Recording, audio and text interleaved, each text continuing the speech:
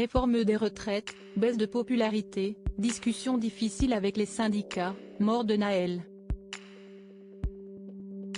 Ces événements ont fortement perturbé la première moitié de l'année 2023 du gouvernement. Et avec, la relation du président de la République avec sa première ministre. Mais ce vendredi 14 juillet, après des mois de rumeurs concernant l'éjection d'Elisabeth Borne de Matignon, Emmanuel Macron s'est montré relativement complice avec son bras droit, à son arrivée au défilé militaire annuel. Les caméras de TF1 ont notamment capté une poignée de mains chaleureuses et quelques sourires.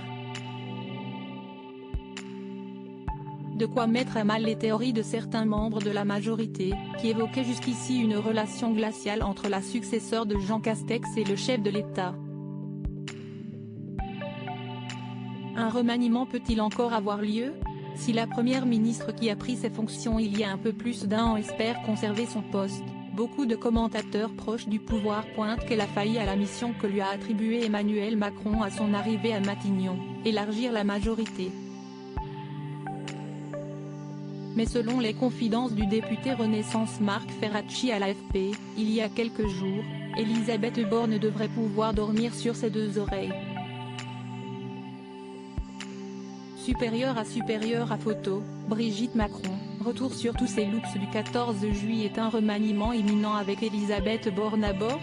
Ce sera sans doute un remaniement technique. Je pense que le maintien de la première ministre va se concrétiser. Il n'y a pas beaucoup d'alternatives probantes, a fait savoir le politique proche du président, qui considère cela comme une bonne décision.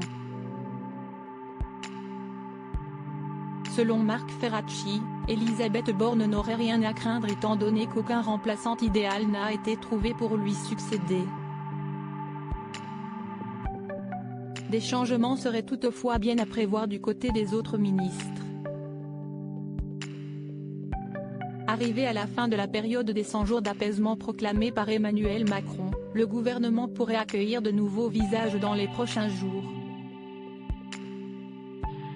Le 12 juillet, l'Élysée a par ailleurs annoncé que le président ne s'exprimerait finalement pas le jour de la fête nationale, comme c'était le cas l'année dernière, à travers une interview.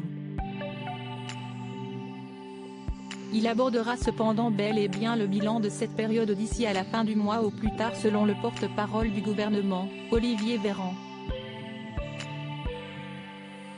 Crédit photo, capture d'écran TF1.